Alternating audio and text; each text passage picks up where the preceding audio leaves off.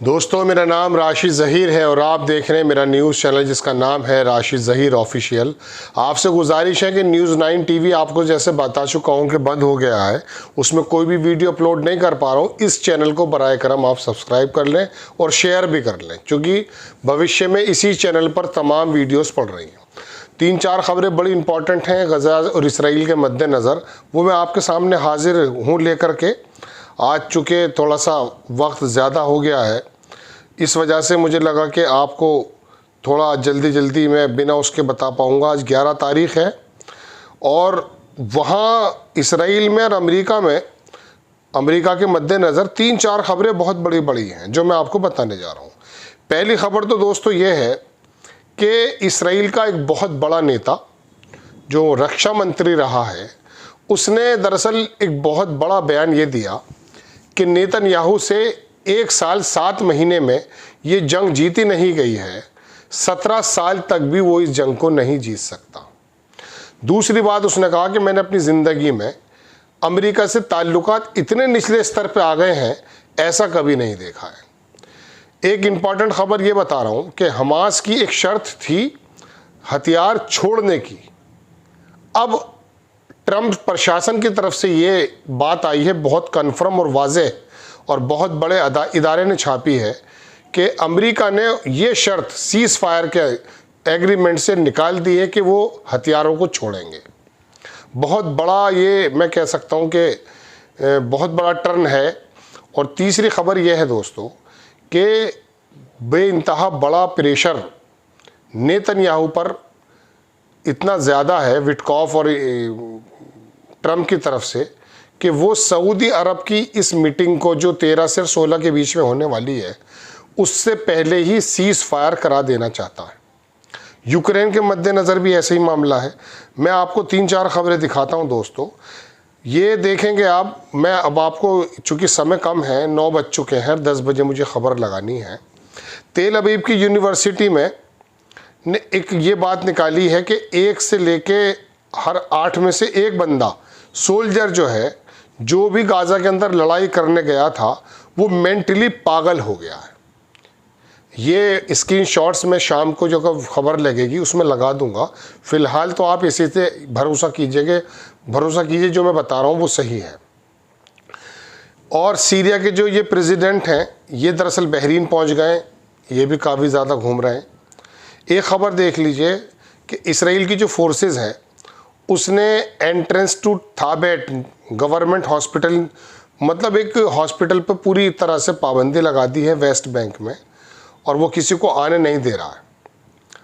Israel की जो army है उसने अनाउंस किया है कि उसने 60 जगहों पर गाज़ा में पिछले 24 घंटों में बमबारी की है और बहुत से लोगों के मारे जाने की खबर है। एक फैमिली तो पूरी की पूरी ही शहीद हो गई है। एक खबर देखेंगे आप, इसराइल के जो रिज़र्व मेजर है जनरल, उसने कहा हमास ने जो है एक नई तरह की एडवांस ताकत हासिल कर ली है और लड़ाई की जो टैक्टिक्स है वो बदल दी है। ये मैंने आपको परसों भी बताया था। Sending large forces in Gaza, अब ज़्यादा जो फोर्सेस भेज रहा है इसराइल, वो अब ज़्यादा खून बहेगा और ज़्यादा लोगों का कत्ल गारत होगा, चूँकि हमास बहुत अलग तरीके से हमला कर रहा है। एक खबर देखेंगे कि US abandoned Hamas disarmament demands in Gaza truce talk. बहुत इंपॉर्टेंट खबर है। ये रिपोर्ट ये बता रही है कि ट्रंप और नेतन्याहू जो है कंटिन्यू चल रहे हैं और यूएस प्रेसिडेंट ने first visit West Asia since regaining power, उससे पहले ये बात हो जानी चाहिए। और ये बड़ी खबर है कि अगर अमेरिका ने इस शर्त को मान लिया कि हमास हथियार नहीं छोड़ेगा हर हालत में, अगर इस बात से पीछे हट गया तो ये बहुत बड़ी बात है। इसका मतलब ये है कि बहुत सारी चीज़ें ऐसी घट रही हैं जो अभी हमें और आपको मालूम नहीं है। एक खबर देखेंगे, व्लादिमीर पुतिन साहब जो हैं, उन्होंने 30 दिन का जो प्रपोजल दिया गया था, 3 दिन का तो सीज़ फायर किया था उन्होंने, अपनी टारगेट, अपनी जो एक परेड थी, 30 दिन का फिर बताया था, उसने उसको नेगोशिएशन को उसको मना कर दिया है, रिजेक्ट कर दिया है, और वो डायरेक्टली यूक्रेन से टॉक करने जा रहा है 15 मई से इस्तांबुल में, टर्की में। एक खबर देखेंगे आप, ये है वो जो मैंने बताया कि नेतन्याहू, ये लिबरमैन है, ये इसराइल का सिक्योरिटी मिनिस्टर है, एविगडोर लिबरमैन। इसने एक बहुत बड़ा अटैक किया प्राइम मिनिस्टर बेंजामिन नेतन्याहू पर और एक्यूज़ किया है कि उसने कि Israel from the key regional decision and weakening ties with the United state. पहली बार वो कमज़ोर नज़र आया है और उसके जो टाइज थे अमेरिका से वो बिल्कुल ख़त्म हो गए। उसने कहा I have never seen the relationship with the US sink this low. मैंने कभी नहीं देखा कि इतना ज़्यादा ताल्लुकात अमेरिका से बिल्कुल नीचे की तरफ आ गए। आगे लिखता है चैनल 12 है, इसकी तरफ से खबर है कि यूएस जो है वो साइन कर रहा है एग्रीमेंट यमन के साथ और बातचीत कर रहा है ईरान के साथ और आर नॉट इन्फॉर्मिंग अस, और हमें इन्फॉर्म भी नहीं कर रहा है। उसने आगे कहा कि प्रिवेंटिंग ईरान फ्रॉम ऑब्टेन, एक जहाँ न्यूक्लियर वेपन्स को ख़त्म कर देना चाहिए। नेतन्याहू दरअसल ईरान के और सऊदी अरब के जो न्यूक्लियर है उसका एक गॉडफादर बन गया, मतलब उसी की अगुवाई में ये काम हो रहा है, उसका कहना ही है। उसने आगे कहा कि ही ऑल्सो ब्लास्टेड, उसने कहा कि Israel war on Gaza saying कि हूएवर कांट डिफीट हमास, वो हमास को नहीं हरा सकता इना जो एक साल इन अ ईयर एंड 7 months, 1 साल 7 महीने में जो बंदा नहीं हरा सकता, नहीं हराया गया है, will not defeat it in 17 years, 17 सालों में भी ये आदमी जीत नहीं सकता। लिबरमैन ने वार्निंग किया है कि ये जो मिलिट्री का जो कॉन्स्पिरेसी, ये तमाम चीज़ें जो हैं ये लोगों के सामने आने रही हैं। नेतन्याहू दरअसल मिसलीड कर रहा है पूरे देश को। यूएस का जो स्पेशल इन्वॉय है विटकॉफ, उन्होंने डिलीवर किया है 22 पॉइंट्स जो कि यूक्रेन और प्रेसिडेंट पुतिन के बीच में बातचीत के लिए होने चाहिए, लेकिन पुतिन परवाह नहीं करता इन चीज़ों की। यमन ने जो है टारगेट किया इसराइल की मिसाइल और ड्रोन से इन सपोर्ट ऑफ गाज़ा के सपोर्ट में, और इसराइल जो है अलर्ट पर फर्स्ट, वहाँ पर जो है सायरन भी बजने लगे हैं और उसने हमला किया है। इसराइल की जो मिलिट्री है उसने कंटिन्यू अटैक कर रखे हैं गाज़ा के ऊपर। फ़लस्तीनी सिविलियन जो है कैजुअलिटी हुई हैं, इंक्लूडिंग वुमेन एंड चिल्ड्रन। कई सारे बच्चों के जनाजे मैंने देखे हैं वीडियोज़ में। इसराइल के जो कैप्टिव हैं, direct challenge to Netanyahu regime, how many of us do you want to dead. जो पकड़े गए हैं उनका एक वीडियो भी आया है, उसको प्रोपेगेंडा बता रहा है इसराइल, लेकिन उसने कहा कि नेतन्याहू तो कितने लोगों को और मारना चाहता हम लोगों के बीच में से, चूँकि तू बातचीत नहीं कर रहा है। और वो जो वीडियो आया है उसके अंदर तमाम दो जो यरगमाली हैं, एक ने खाना छोड़ रखा है और दूसरा चीखने को तैयार है। वो वीडियो मैंने पूरा देखा है।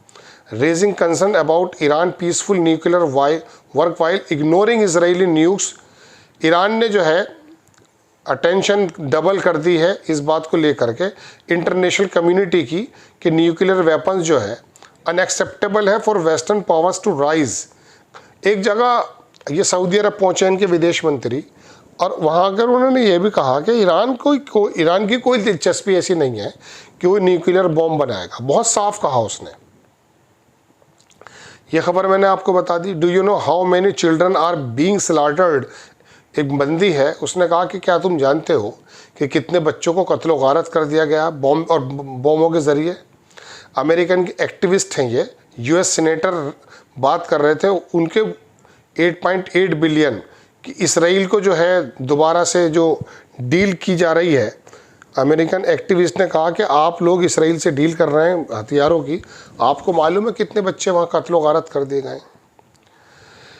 चलिए खैर दोस्तों, ये खबर है मैंने आपको बता दी। और इम्पॉर्टेंट खबर बता, फ़लस्तीन की जो अथॉरिटी है महमूद अब्बास, वो रशियन के प्रेसिडेंट पुतिन साहब से क्रेमलिन में मिले हैं।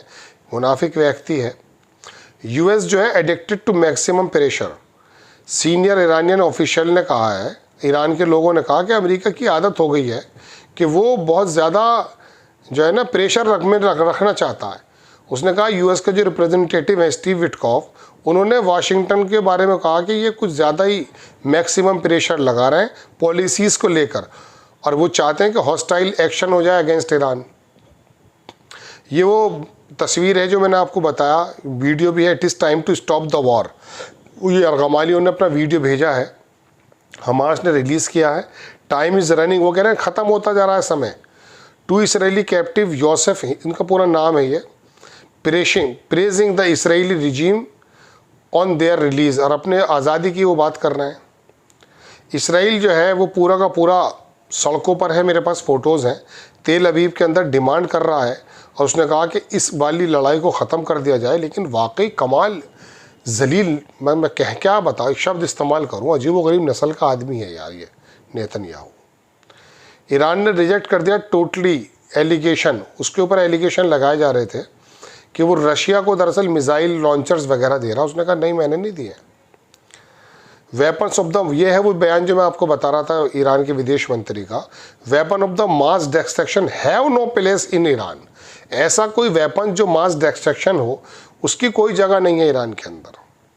ये ईरान के फॉरेन मिनिस्टर जो हैं मिले हैं कतर के फॉरेन प्राइम मिनिस्टर से दोहा में, सऊदी अरब से मिल करके ये कतर पहुँच गए।